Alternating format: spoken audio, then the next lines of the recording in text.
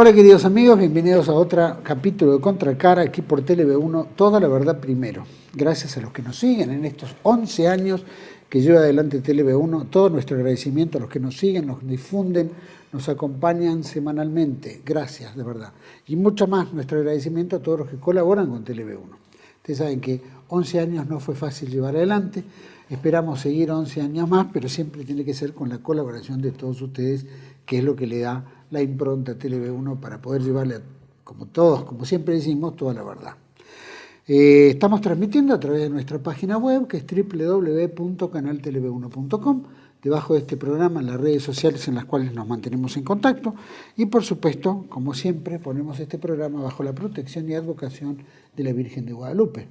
Reina y Señora, Emperatriz de América, como siempre pedimos nos guíe, nos ilumine, nos acompañe por el camino del bien, la verdad y la belleza, que estamos en riesgos hoy en día a nivel argentino, a nivel hispanoamericano y por sobre todas las cosas a nivel mundial. Así que la protección de Dios en todo esto es fundamental. Por eso nos sometemos a su manto sagrado. Programa de hoy, dentro de lo que es justamente a nivel hispanoamericano, ahí está esa tendencia de llevar la palabra latinoamericano. Pero bueno, Hispanoamérica, fundada sin duda, con gran esfuerzo, por don Cristóbal Colón, ese 12 de octubre de 1492, y que llevó a una gran transformación histórica a nivel mundial, ¿no? España se transforma en el gran imperio, la conquistadora, ¿no? la creadora de nuevas tierras, y sin duda todo esto llevó un recelo enorme por parte de muchos sectores, especialmente lo que ya sabemos, Inglaterra, Francia, etcétera, que comenzaron a fomentar años después con la famosa leyenda negra.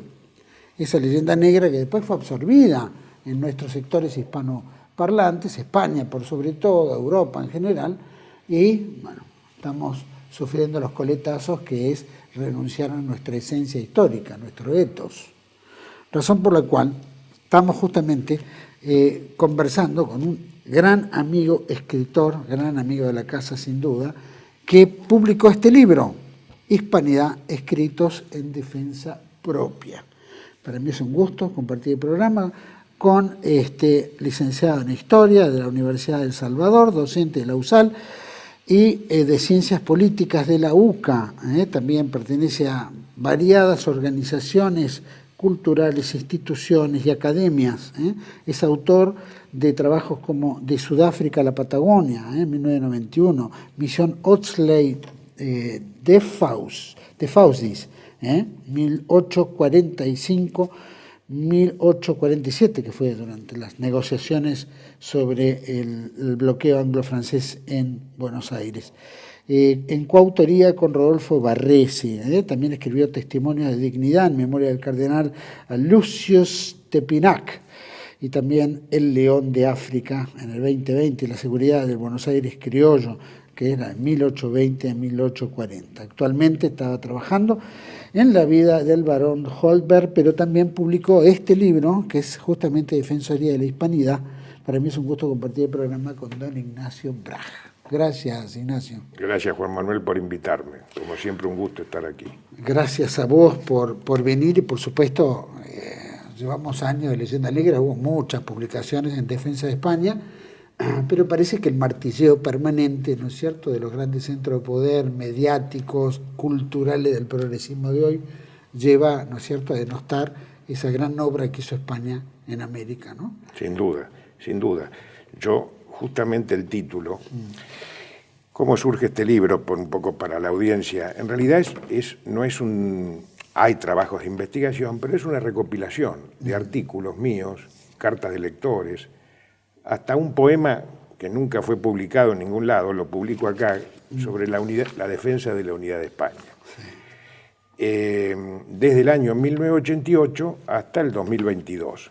Y son de distinta temática, pero tienen un hilo conductor que es justamente la revalorización, la defensa de esa cosmovisión que es la hispanidad, que surgió, como vos bien lo señalabas en tus palabras, del proceso de conquista por parte de España del continente americano, de la evangelización y de la inculturación, porque eso es lo que hace a este proceso y a la creación de ese peculiar imperio que fue el Imperio Español, único en la historia de la humanidad, donde el conquistado se fusiona con el conquistador en lo cultural y en la sangre, produciendo el mestizaje cultural y de sangre que le da una impronta única, que no se conoce en otro proceso histórico, y que va a cambiar, como vos bien señalabas, el mundo, va a cambiar Occidente.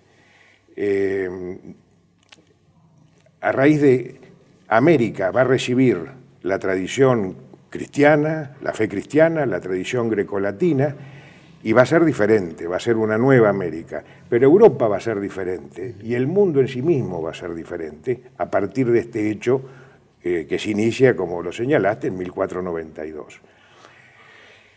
Como también lo señalaste, cuando España logra conformar ese imperio universal, y quizá la primera globalización, una buena globalización que está en los 5 continentes, hay que pensar que el Imperio Español va a ocupar desde Alaska la tercera parte de lo que hoy es Estados Unidos, toda América Central y del Sur, las Filipinas y en Europa, Flandes, el Milanesado, Cerdeña, el Reino de las Dos Sicilias, y en un momento unificado con la Corona de Portugal. Es decir, va a ser un imperio universal. Claro, y militarmente era invencible. Entonces, los que no lo podían vencer militarmente, llámese Holanda, Inglaterra y Francia, es donde empiezan a surgir los primeros textos condenatorios a ese proceso de conquista por parte de España de América. Haciendo simplificaciones, cuando se habla de los pueblos originarios, yo llamo pueblos aborígenes y pueblos distintas etnias, que no tenían absolutamente nada que ver unos con otros, es decir, que tenía que ver un sioux o un navajo con un guaraní o con un aymara de cordillerano. Y así podemos decir, hablaban distintas lenguas, tenían distintas costumbres, unos eran transhumantes, por eso no son originarios, caso, bueno, lo vivimos hoy con este neoindigenismo marxistizado. Claro. Entonces es un poco apunto a eso, ¿no? A defender aquello que nos hace ser lo que hoy somos, más allá con la incorporación de las corrientes inmigratorias del fin del siglo XIX, pero que nuestro andamiaje cultural, nuestro etos, como vos decías, y nuestra razón de ser y el compartir esa cosmovisión, que además, pequeño detalle, una lengua que hablan más de 600 millones de personas en el mundo, a mí me hace gracia cuando hablan del lenguaje inclusivo, más inclusivo que una lengua que hablen 600 millones de personas en el mundo. Bueno, todo eso está cuestionado hoy. Entonces, vuelve a resurgir una nueva leyenda negra en boca de los socialismos llamados del siglo XXI, en boca de esa nueva izquierda, que curiosamente es funcional a esos sectores, esas élites globalistas que pretenden borrar identidades. Y acá yo quiero aclarar algo, porque enuncian el fin de las fronteras. Ahora, como bien lo dijo Paloma Hernández, una lúcida española que tiene un libro fantástico que se llama Arte, Propaganda y Política, que cuando hace referencia a estos postulados de estas nuevas corrientes y del globalismo, del fin de las fronteras, de la sociedad universal, lo que hay que entender es que donde hay una frontera y se cae, al lado hay otra frontera. Claro. Entonces, es un proceso muy falaz, pero lo que apunta es a borrar las identidades culturales, nacionales y, en este caso, históricas. Es decir, borrar la raíz de donde provenimos. Cuanto más fuerte sea esa anulación o ese olvidar de dónde provenimos, más maleables seremos a todos estos proyectos. Sin duda hubo 300 años, ¿no es cierto?, de hispanidad, de una América española, ¿no es cierto?, donde no tenía fronteras, porque lo único que había eran virreyes, tal vez en algún punto, ¿no es cierto?, los virreinatos que hemos tenido, ¿no? Pero justamente si había algo integrador, sin fronteras, era justamente la hispanidad en la América. ¿Eso qué hace? Regenerar los recelos, donde después vienen, ¿no es cierto?, los anglos, etcétera, que van ocupando en Estados Unidos, de que de alguna manera España es la cabeza de proa, ¿no?, la cabeza que llega a América, abre, ¿no es cierto?, nuevos horizontes, y eso se benefician todos, porque en el fondo... Todos a la larga, pero con esta particularidad. Cuando se condena a España, en la vieja leyenda negra o en la nueva, se deja de lado algo fundamental.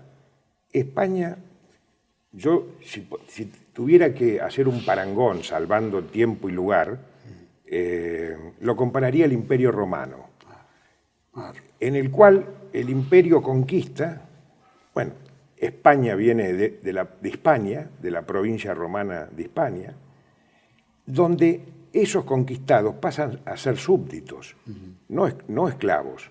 De ahí que tuvimos emperadores romanos como Trajano, que era español, y con el Imperio Español hay una similitud, y ahora lo voy a explicar. Cuando España ocupa América, va a trasladar sus instituciones y van a ser súbditos, no van a ser esclavos, van a ser súbditos de la corona y se van a crear los reinos de Indias y va a ser tan súbdito un valenciano, claro, un castellano, un andaluz, un siciliano, que un americano de cualquier región. Se crean los virreinatos con la figura, el virrey representa al rey, pero toda la institución que España va a traer, las audiencias, los corregidores, los consulados, ¿qué hace? Y todo el derecho, y va a crear un derecho indiano. Es decir, y se va a dar los debates de teólogos con una particularidad increíble, que cuando los teólogos de Salamanca dicen, bueno, vamos a ver si tenemos derecho a conquistar esos territorios y a esas personas, ya habiendo una bula papal que lo permitía. Bueno, Carlos V suspende la conquista o los nuevos procesos de conquista hasta que se expida. Y acá viene, yo creo que es lo más sobresaliente, porque, a ver, ese imperio donde no se ponía el sol, el emperador, convengamos que algo de poder tenía. Claro. Bueno, él frena hasta escuchar la voz de los teólogos y los fallos.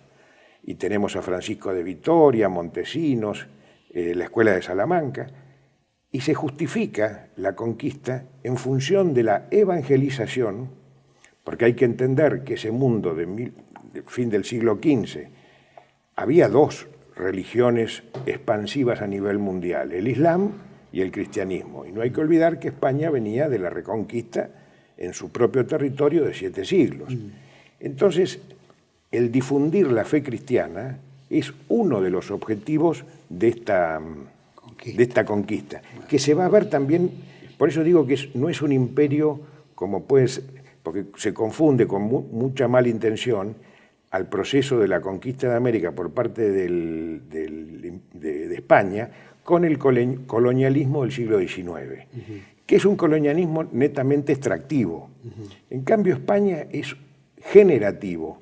Por eso es que no va a crear factorías costeras, sino se adentra en el territorio, funda ciudades, establece municipios, erige catedrales, erige colegios máximos, escuelas de oficios, universidades.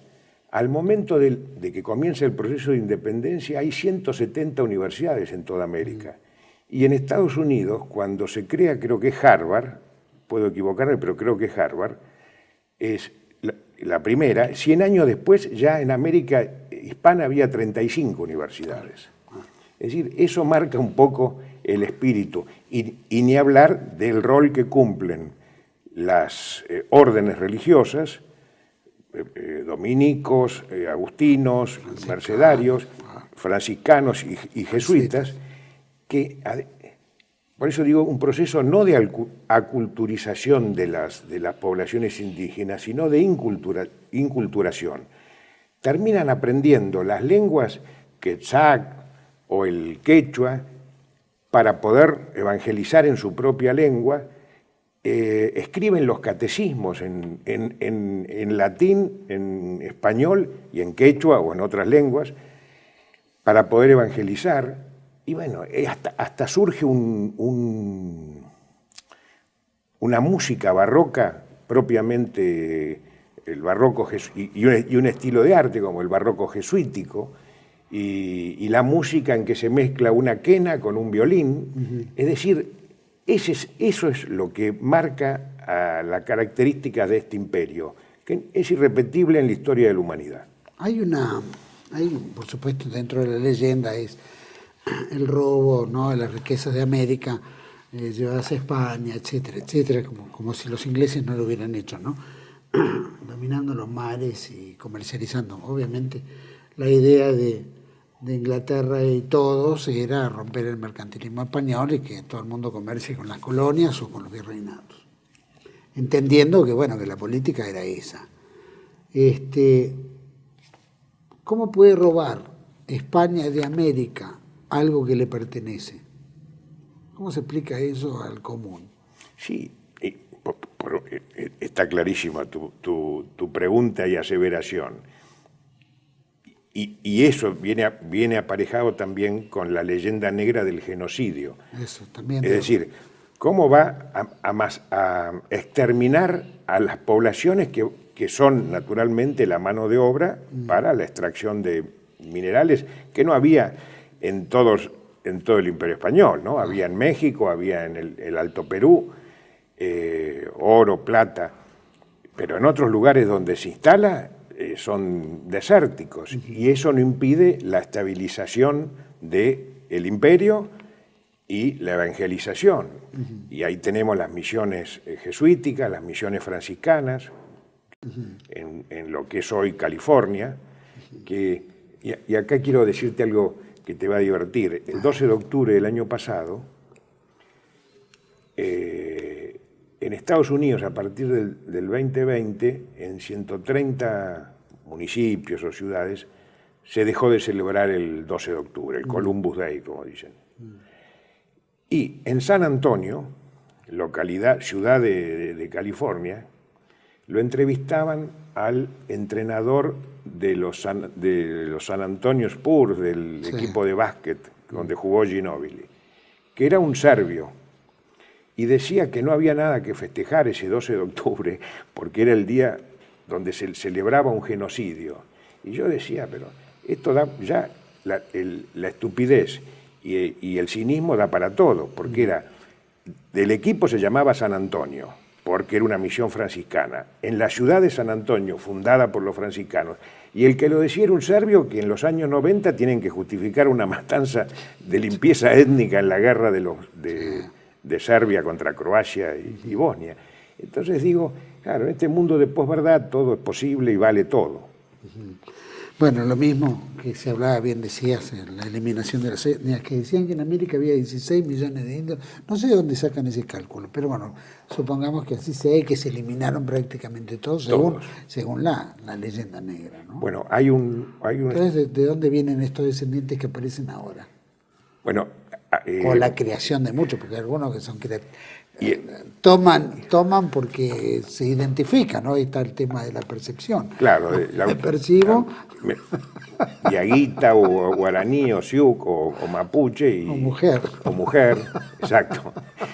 Bueno, hay un antropólogo y filólogo que es Alejandro Rosenblatt, que era discípulo de Menéndez Pidal, que tiene dos libros que para mí se llama La América Mestiza y otro El Mestizaje, en los años 60 más o menos, y demuestra que más del 60% de la población de América del Sur es indígena, o sea, demoliendo la teoría del genocidio. Pero claro, en los 60, con la Guerra Fría y todo el socialismo en auge, y con esa cosa, creyendo en la epopeya romántica, recordemos el libro de Galeano, Las venas abiertas de América Latina, que habla de 90 millones de indígenas asesinados. El propio Galeano, antes de morir, dice eso fue un panfleto político. Sí, sí. Es decir, la realidad mata al relato y digamos que en América lo que no es población indígena es mestiza. Es decir, todos los que de alguna manera tenemos sangre criolla vieja, tenemos algún indio en nuestra sangre, porque es inevitable. Es decir, los conquistadores, inclusive, y esto es un dato de lo que muestra lo que era el Imperio Español, ya muerta Isabel la Católica, Fernando de Aragón en 1514 permite los casamientos mixtos, es decir, no solamente los permite, sino los alienta, y cuyos hijos tienen derecho a herencia. Lo mismo pasa, hay un conquistador español ya americano, nacido en América, Juan de Oñate, que desde México va a conquistar el sur de California, con un grupo de españoles, misioneros y mucha población indígena, que es parte de ese ejército, que está casado con la nieta de Hernán Cortés y Montezuma. Y así podemos seguir. En el Perú, una cantidad de incas van a ser reconocidos, inclusive van a ser reconocidos su nobleza por el Imperio Español, hasta se les van a entregar títulos nobiliarios, escudo de armas, que son muy sintomáticos porque tienen símbolos incaicos y españoles. Bueno, ejemplo de ello es el Inca Garcilaso, que va a España, Sor Juana Inés de la Cruz. Es decir, eso es la impronta y esa que defendemos, creo que en estas páginas, es esa impronta que dio esa cosmovisión única de ese mestizaje cultural y de sangre que dio como resultado la hispanidad que nos identifica a lo que somos. De este trayecto de la hispanidad, ¿no? O España con nosotros, ¿no es cierto?, hasta que se da durante la época de Carlos, ¿no? Carlos III, por lo menos la Casa de Austria, si no me equivoco. ¿Qué diferencia marca con los Borbones después? ¿Cuál es la mayor diferencia entre ambos como para que afecte a América de tal manera? Yo creo que una diferencia, los Borbones, que asumen, bueno, luego de la guerra de sucesión en España, al no tener descendencia, creo que Carlos II, el último Austria, bueno, en esa lucha va a estar un heredero de Austria y el candidato, y es una guerra europea, porque ahí hay intereses de Prusia, de Inglaterra, de Francia. Bueno, y ahí comienza la Casa de Borbón a reinar en España. Yo creo que una de las diferencias es que durante el Imperio de los Austrias, los virreinatos y las divisiones territoriales eran reinos de Indias.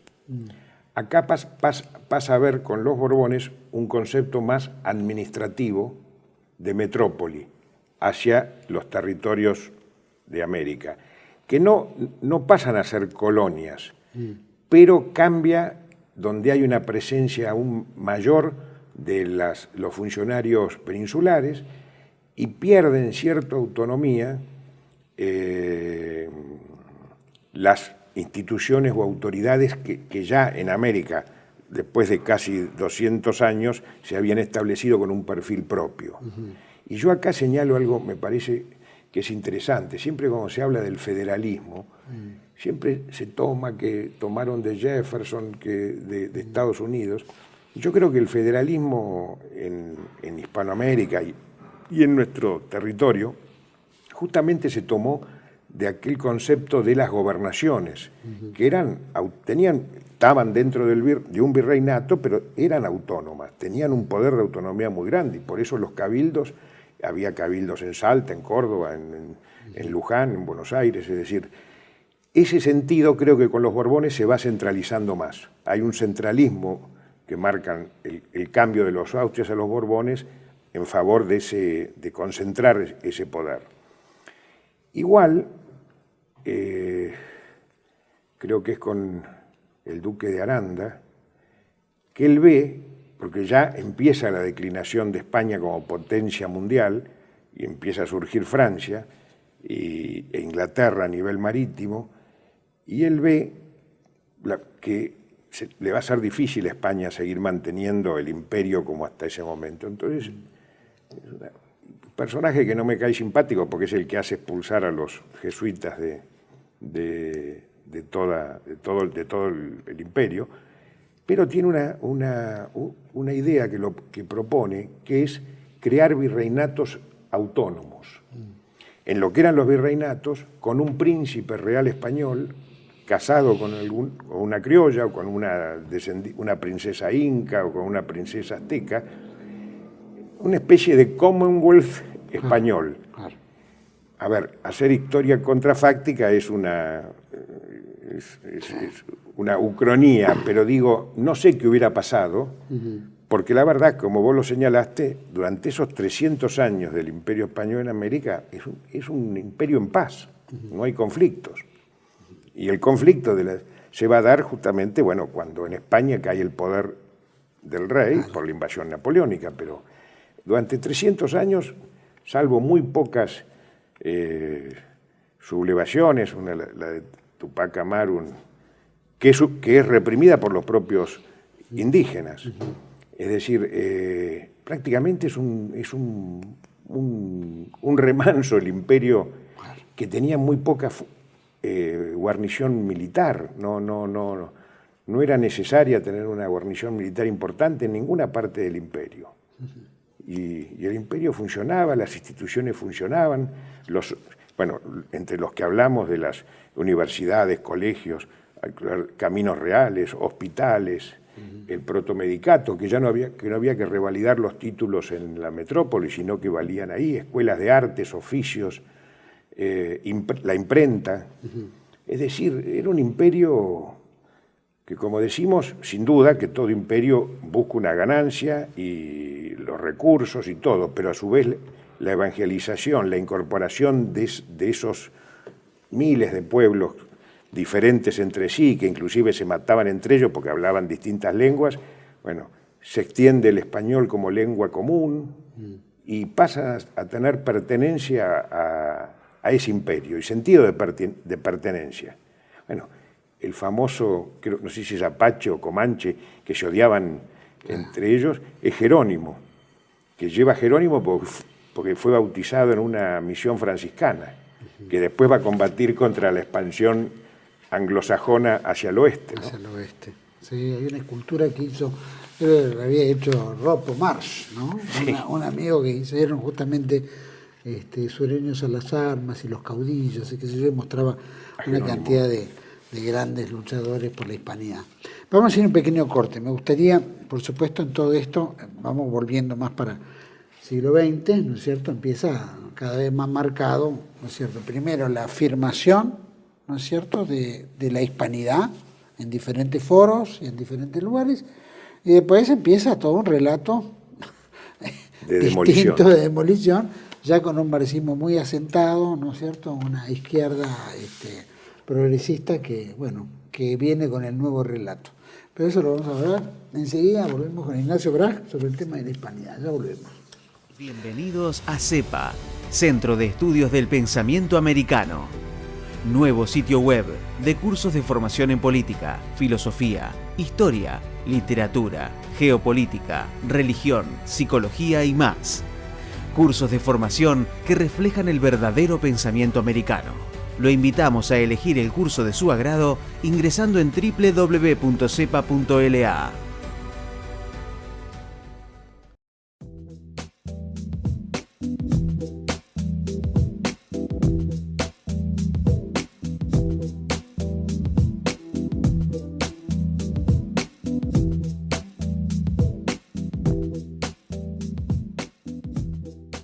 Decir siempre la verdad primero tiene un precio.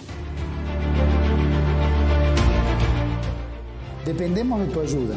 TLB1, toda la verdad primero.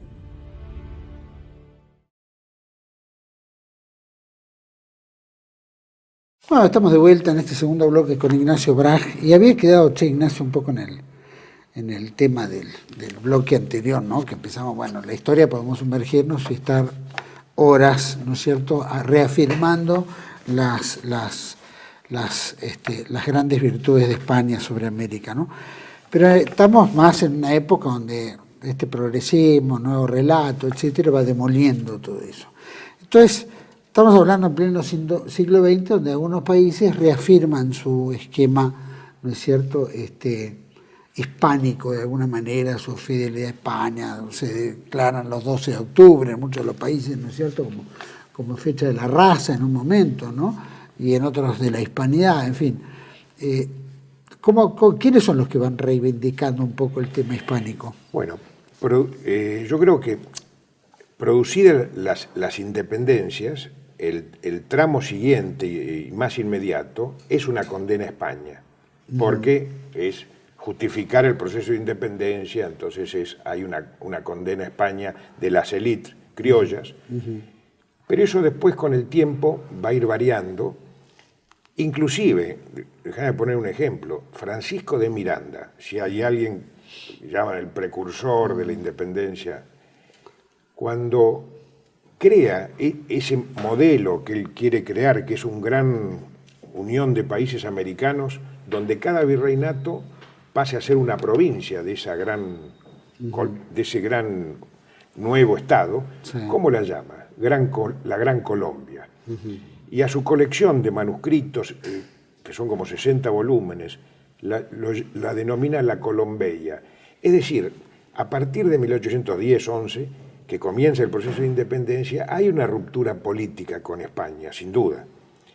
Pero no hay una ruptura ni un reniegue de la herencia cultural. San Martín, cuando escribe a su hija Merceditas, le dice nacionalidad, pone española. Claro, ¿qué iba a poner? Provincia de Cuyo. Pero producido este hecho de la independencia, hay una corriente muy antiespañola, pero a los pocos años, ya principios del fin del siglo XIX y principios del XX, empieza la reivindicación de ese pasado que nos identifica y que nos dio el ser. Y entonces tenemos autores como, bueno, yo lo menciono ahí, maestro, a Monseñor, ahora en la introducción lo menciono, que era junto con el padre, distintos, Manuel Gálvez, Ricardo Rojas, Rodó, Monseñor Cabrera, que es uno de los primeros hispanistas y que rechazan la leyenda negra. Y lo que vos mencionabas del tema de la raza, claro, empieza a haber una identificación con ese pasado. Entonces, y esto es curioso, acá se oculta en estos tiempos, el que instaura el 12 de octubre como fasto patrio, con un decreto que es una exaltación a los valores de España y en el sentido de raza, no biológica, no con un criterio racista como pretenden presentarlo, sino justamente de raza americana, de esa fusión entre España y el mundo indígena, es nada menos que Hipólito Yrigoyen. En 1917 declara el 12 de octubre como fiesta patria. Y lo curioso es que el concepto de hispanidad, uno diría que surge en España. No, cuando ese gran intelectual que fue Ramiro de Maeztu, asesinado en la Guerra Civil por los rojos, es embajador de España en la Argentina entre 1928 y 1930, en una coloquial amistad con un jesuita español, Zacarías Vizcarra, que residía en Buenos Aires, lo cuenta de Maeztu en ese ensayo magnífico que se llama Defensa de la Hispanidad, en el cual dice, me dijo, Zacarías Vizcarra, el jesuita, le dijo, yo creo, don Ramiro, que el término raza lleva confusión, que habría que considerar el término como Día de la Hispanidad y no de la raza. Entonces dice, como los cristianos se consideran parte del cristianismo, porque son, bueno, los hispanos deberíamos considerarnos partes de un concepto global que es la hispanidad. Y ahí surge el concepto de hispanidad, o sea que tenemos ese orgullo de que surge Buenos Aires. Estas tierras. Cuando uno habla, bueno, simplemente para cortar y pasar, ¿no? De la diferencia entre, bueno, España, Hispanidad, Hispanoamérica. Bueno, yo digo... España es España, pero nos ven como españoles y en realidad no somos españoles. No somos españoles. Ni nos asimilamos tampoco mucho en muchos aspectos, fuera de la lengua, la fe, ¿no es cierto?, y la cultura. Bueno, yo digo, y esto no va en desmedro de España, por el contrario, va en elogio a España. Si España no hubiera llegado a América, hoy, ¿qué sería España? Un país, sin desmerecer a ninguno, europeo, pequeño, con problemas internos que lo vemos a diario con los separatistas, que entre paréntesis me hacen acordar mucho a los neoindigenistas acá que no aceptan al Estado-Nación. Y justamente España es parte, lo que la engrandece, es justamente lo que logra a través de la historia y de este proceso hacer, que es crear ese imperio que lega la fe cristiana, la tradición grecolatina y la lengua. Sin duda diferente a Hispanoamérica, porque los hispanoamericanos somos el surgimiento de esa fusión y ese mestizaje cultural y de sangre, con la impronta propia. Pero también, que es un concepto que yo no lo considero válido, cuando se utiliza a partir de los años 60 el término América Latina. Ese tiene el origen está en Francia. Cuando Francia ocupa algunas colonias en el Caribe y cuando hace el intento en México con Maximiliano de Austria, claro, trata de borrar el concepto de Hispanoamérica, o a lo sumo Iberoamérica, si incorporamos al Brasil, y pasar a llamar América Latina, porque entonces ahí los incorpora a los franceses también. Yo creo que el concepto válido es Hispanoamérica, y si consideramos a Brasil, Iberoamérica. Claro. Rescatás muchos personajes, ¿no es cierto? En este caso, ¿no es cierto? Sí, es variada. El uruguayo Dolores y Consuelo Aguiar, ¿no? Mella.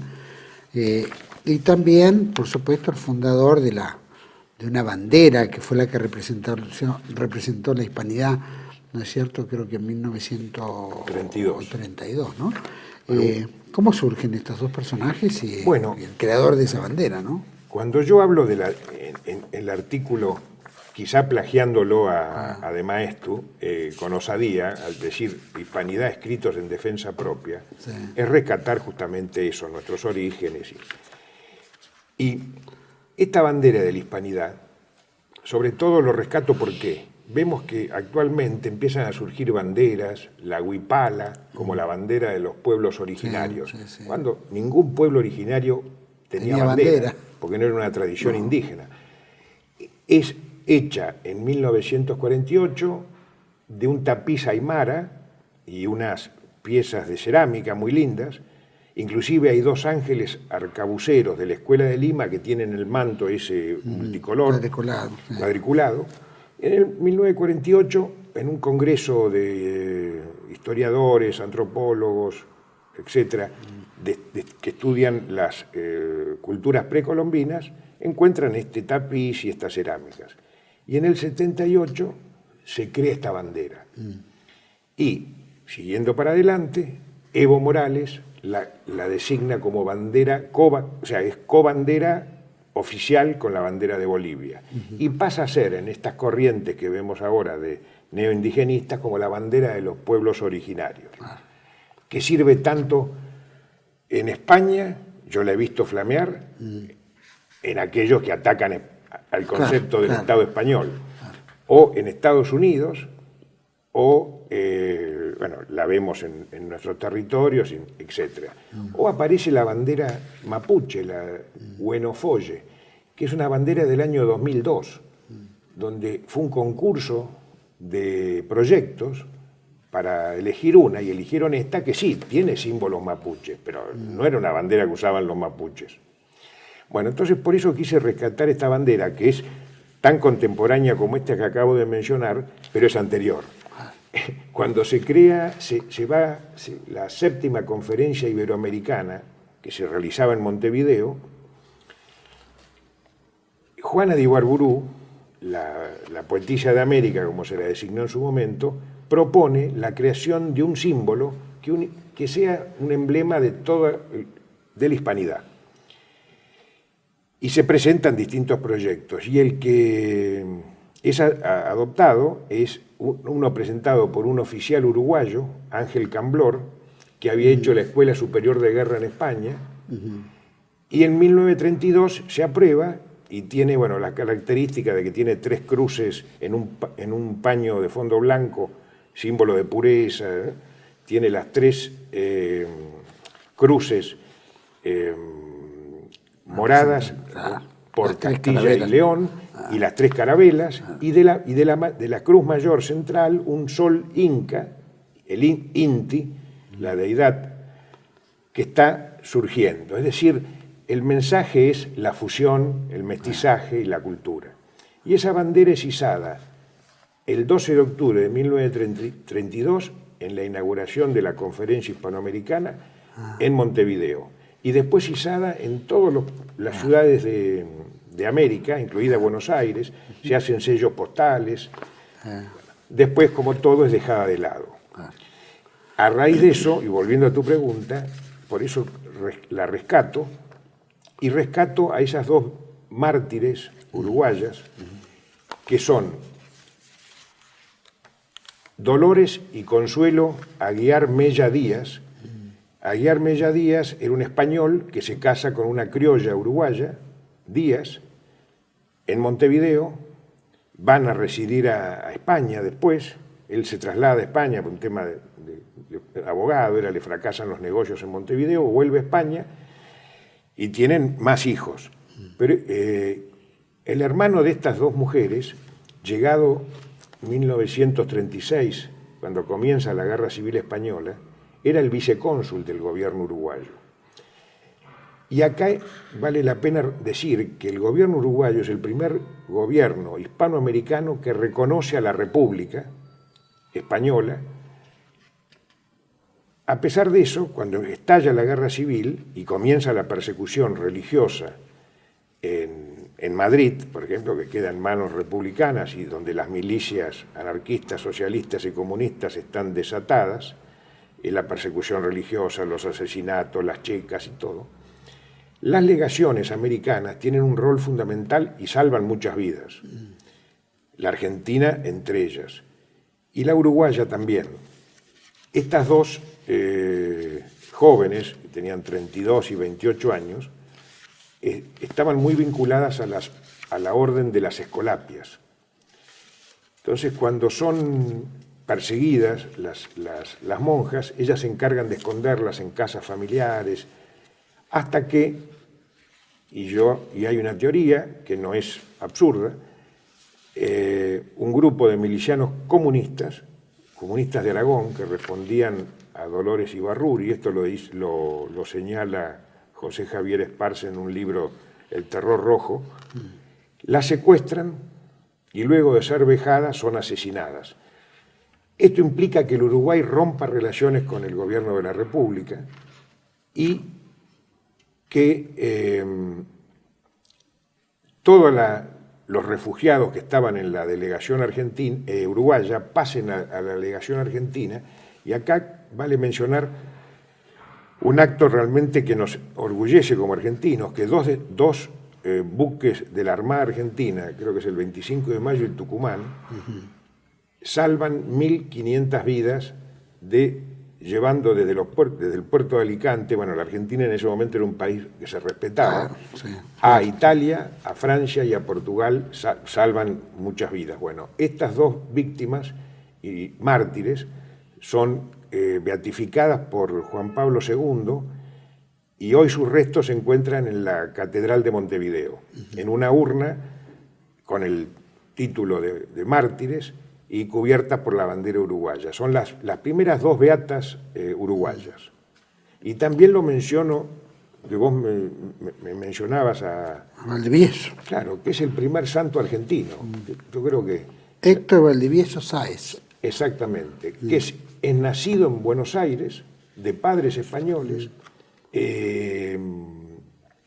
bautizado en la iglesia de San Nicolás de Bari, en la misma pira bautismal donde lo bautizaron a Borges. Mirá. Hoy en San Nicolás de Bari hay un retrato de él y hay una reliquia que es parte de un hueso del brazo.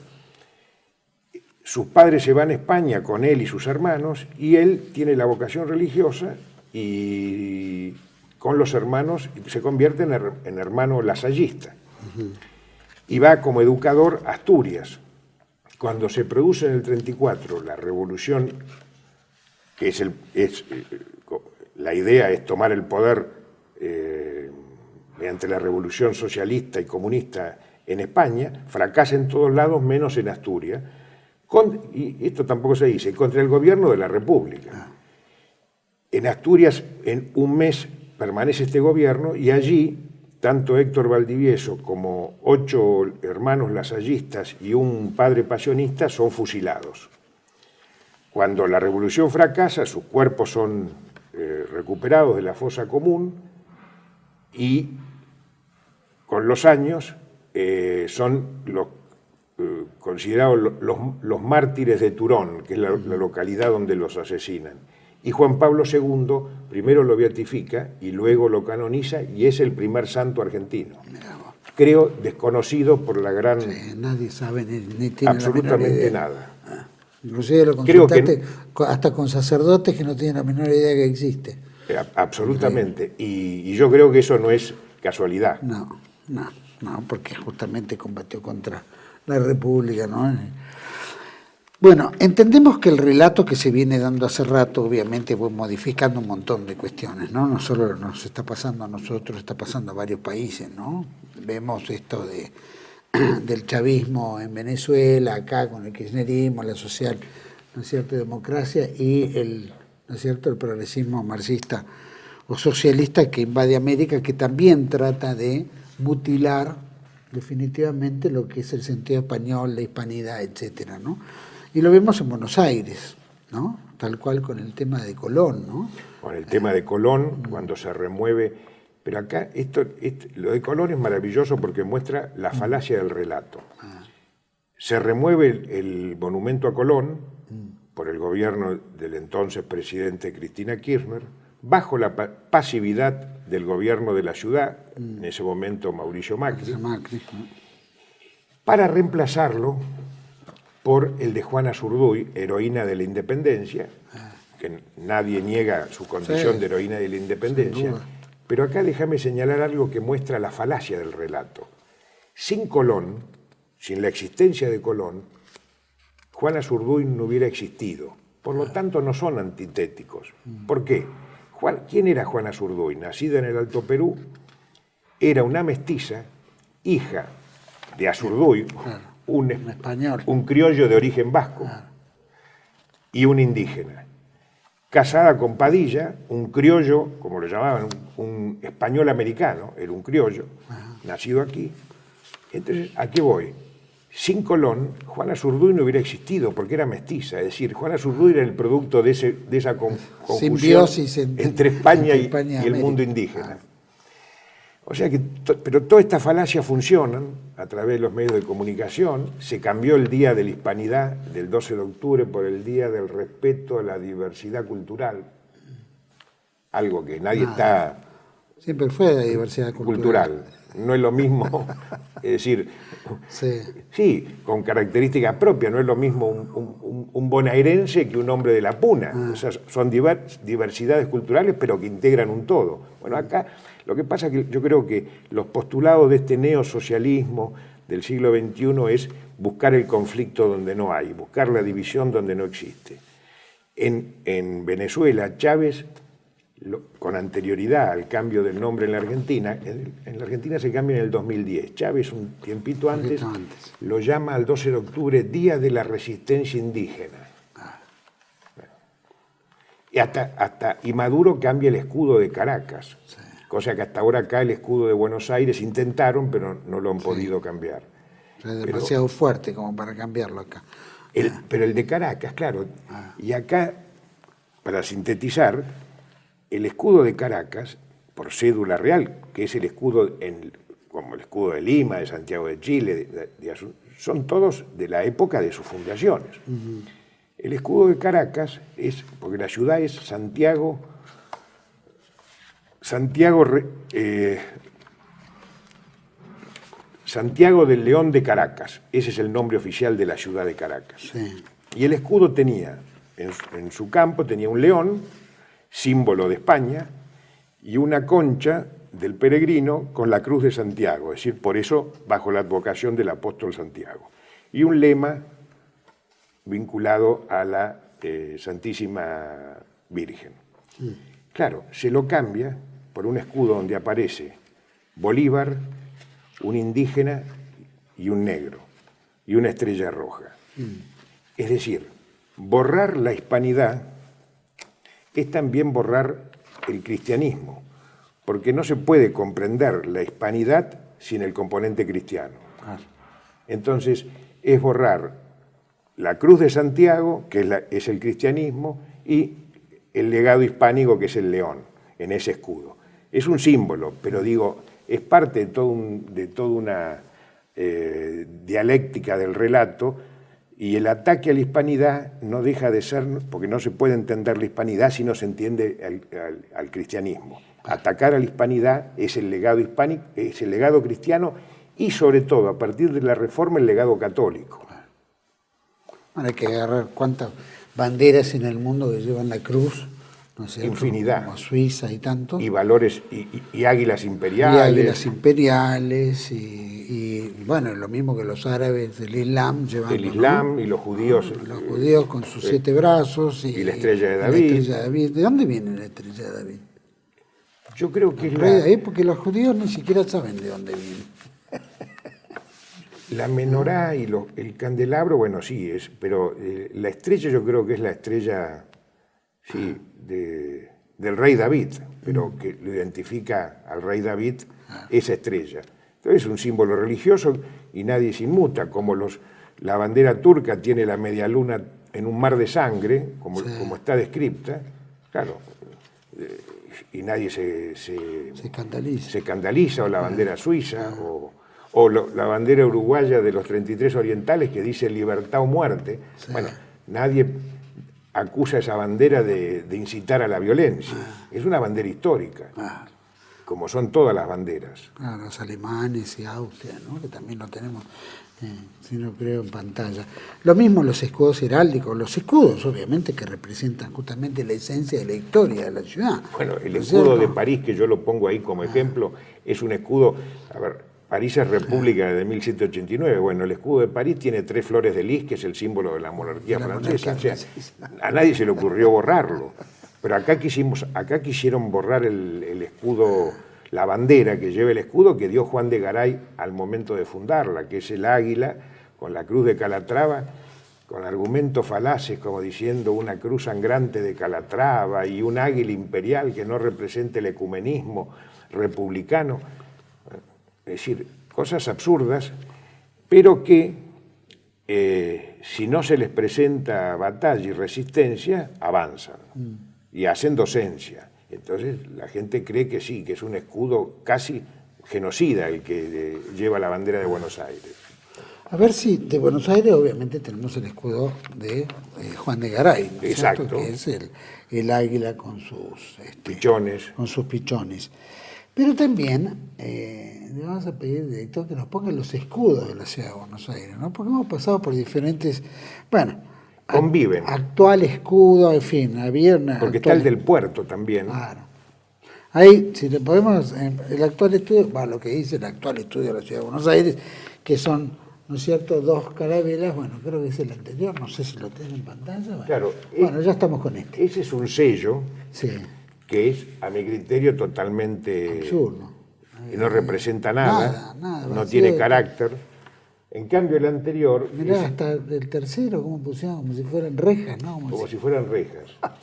Una cosa absurda. Bueno, el del centro se supone que es el bicromático, ¿no? Claro, el logo de la es un logo, eso no es un escudo. No es un escudo. En cambio, el escudo de Laínez, que es en realidad el puerto de Buenos Aires, que es de la Santísima Trinidad, sí, porque lleva las dos carabelas, un ancla y una paloma que simboliza el Espíritu Santo. Es decir, ese es el escudo de Laínez de la ciudad de Buenos Aires. Lo que sucede es que cuando en el 92 Buenos Aires pasa a ser ciudad autónoma, claro, como todas las provincias tenían bandera, Buenos Aires pasa a tener un estatus autónomo, es decir, pasa a ser como una provincia más, no tenía bandera. Entonces el Consejo Deliberante, con buen criterio, y lo votaron todos, eso es lo que la gente le dice, lo votaron prácticamente todos los legisladores. La iniciativa fue de un radical, García Arecha, que dijo, bueno, pongamos como bandera de la ciudad el escudo que le da su fundador, Juan de Garay, es decir, que es indiscutido para peronistas, socialistas, liberales, radicales, y todos aceptaron y lo votaron. Ahora, en el 2010 hubo un intento de sacarlo, para llamar un concurso público, porque siempre es apelando al criterio ecuménico de todos, y hubiera salido un bochorno. Por suerte, es más o menos como la bandera de la provincia de Buenos Aires. Exacto. Que la hizo Tinelli, ¿no? Que la votó Tinelli. Hizo que toda la gilada fuera y votara un sinsentido. Un sinsentido. Cuando la única bandera hubiera sido la bandera confederada con los gorros frigios. Pero creo que es una batalla continua esta. Permanente, sin duda. Ignacio, te agradezco muchísimo, la verdad que es muy interesante el libro. Si la gente lo quiere conseguir, ¿dónde? En librerías, 5 Esquinas, Jenny, Ateneo, Jenny. O en maizalediciones.com, se lo envían a domicilio. Muy lindo, la verdad que es muy interesante, te agradezco muchísimo. ¿Y vos crees que volverá Colón a su lugar? Lamentablemente soy escéptico, ¿no? Porque cuando asumió Macri, por la presión no de mayoritarios sectores políticos, ¿no? La verdad, tristemente nadie le importaba mucho, pero por asociaciones de bienes patrimoniales, de monumentos, fue colocado y trasladado en el aeroparque, en el espigón ahí del hidroavión, que en realidad no lo ve nadie, y el de Juan Azurduy, que lo había reemplazado detrás de la Casa de Gobierno, fue trasladado frente al Palacio de Correos. El edificio del Correo. Me rehúso a decir Centro Cultural todavía. Bueno, ahí tenemos en pantalla lo que está actualmente en el aeroparque, ¿no? Que es la salida de los hidroaviones. Está mirando al río. De donde estaba originalmente, después se tiene... ahora está, ese era donde originalmente estaba, y que bueno... Lo que vale decirlo, es una donación de la colectividad italiana en la Argentina, es un complejo escultórico, porque no es una estatua, de Arnaldo Socchi, un escultor florentino de alto nivel, que él mismo decía que era su obra, en Italia hay mucha obra de él, dice que esta obra era la obra máxima de su producción. Mira. Y lo inauguró Irigoyen, este monumento, en 1921. Mira. Increíble, la verdad que increíble. Ignacio, te agradezco muchísimo. Muchas gracias a vos, Juan Manuel. Y bueno, ojalá que esto también sirva para aprender, ¿no? Y dejar de comer el relato subversivo. Y resistir. Que subvierte la historia, ¿no? Y resistir, que creo que es lo único que nos queda. Es verdad. Gracias. Gracias a vos, Juan Manuel. A todos ustedes, gracias por acompañarme, creo que vale la pena. Siempre tocar el tema de la hispanidad tiene doble sentido, ¿no? Primero porque es nuestras raíces, para muchos, y aún los que vinieron, viste, en barco, como dice el bestia, nuestro presidente, o los que venían de las Indias, ¿no? De la selva, que también venían fusionados también. De todas maneras, la hispanidad sigue siendo algo muy, muy fuerte para todos nosotros, como bien dijo Ignacio. La cultura, el lenguaje, ¿no es cierto? Nuestra religión, la fe, la evangelización, todo lo que España ha dado por América y todo lo que América ha crecido en sí misma, ¿no es cierto? Y eso es lo que nos da este ethos, esta identidad que tenemos desde casi, diríamos, desde el momento de Alaska hasta el Cabo de Hornos, pero bueno, de donde está ahora dicen es el Río Grande. No, era para arriba. De hecho, Estados Unidos, casi todas sus sus ciudades en el centro y oeste de los Estados Unidos llevan nombre hispánico, ¿no es cierto? Sacramento, Los Ángeles, San Diego, la Florida, en fin, tenemos la Florida también.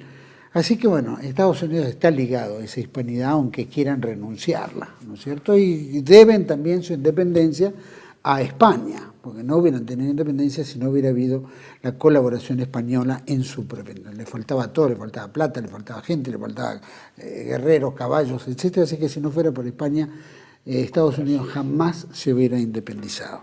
De todas maneras, el relato de este progresismo es destruir nuestra historia. ¿Cómo se destruye? Ir a lo esencial, que es nuestra cultura, nuestra forma, nuestro estilo, tergiversarlo, más o menos como pasó acá en la década del 70, ¿se acuerdan? Que había bomba, subversión, terrorismo, ¿no es cierto? No, ahora vino este relato que eran jóvenes idealistas, ¿no es cierto? Y todo el resto que gobernaban en ese momento eran todos sanguinarios, etcétera, como si estos chicos no lo hubieran sido. O sea, el relato que lo estamos viviendo nosotros en esta época es el relato que viene trabajando Inglaterra, Francia, etcétera, contra España desde hace 200 años, más. Entonces, tampoco podemos renunciar a la realidad histórica, a la verdad. La verdad está ahí, hay que buscarla y hay que también ser coherentes con esa verdad, jugarnos por la verdad, ¿no es cierto? Este canal se llama Toda la Verdad primero, es decir, tratamos de buscar y estar dentro del lado de la verdad, porque todo el resto hace daño, destruye, ¿no? Que es la idea de la izquierda, que es la idea del progresismo. Destruir todo para que no quede nada. Entonces entramos fácilmente en la Agenda 2030 que nos modificarán absolutamente todo. Pero bueno, está en nosotros el resistir, como bien decía Ignacio, resistir sobre algo que es tan absurdo, tan ridículo que cae por su propio peso, que es el verso de la izquierda moderna progresista, que lo único que quiere es destetarnos de lo que nosotros somos para transformarnos en parias. Y bueno, eso es lo que nosotros en algún momento tenemos que resistir. No solo de la izquierda, sino también de la derecha liberal, ¿no? Porque estamos hablando de acá Macri, estuve de acuerdo con Cristina en ceder 2 kilómetros de la ruta al lado del Aeroparque para sacarlo a Colón. Y todos accedieron, porque en realidad a nadie le importa, porque los dos son cipayos, los dos son originarios de otro lado que no entienden el mundo español. Tampoco lo van a entender nunca, pero desgraciadamente esos nos gobiernan. Y esos son los que determinan, ¿no es cierto?, qué es lo que es mejor para nosotros. Espero que despertemos. Nos vemos en otra entrega. Defendamos la humanidad, ¿no? El Día de la Raza, ¿no? El Día de la Hispanidad, sin duda es el 12 de octubre y seguiremos festejándolo como tal para nunca traicionar nuestros orígenes. Los espero en otra entrega de Contracara, aquí por TLV1. Toda la verdad primero. Chao.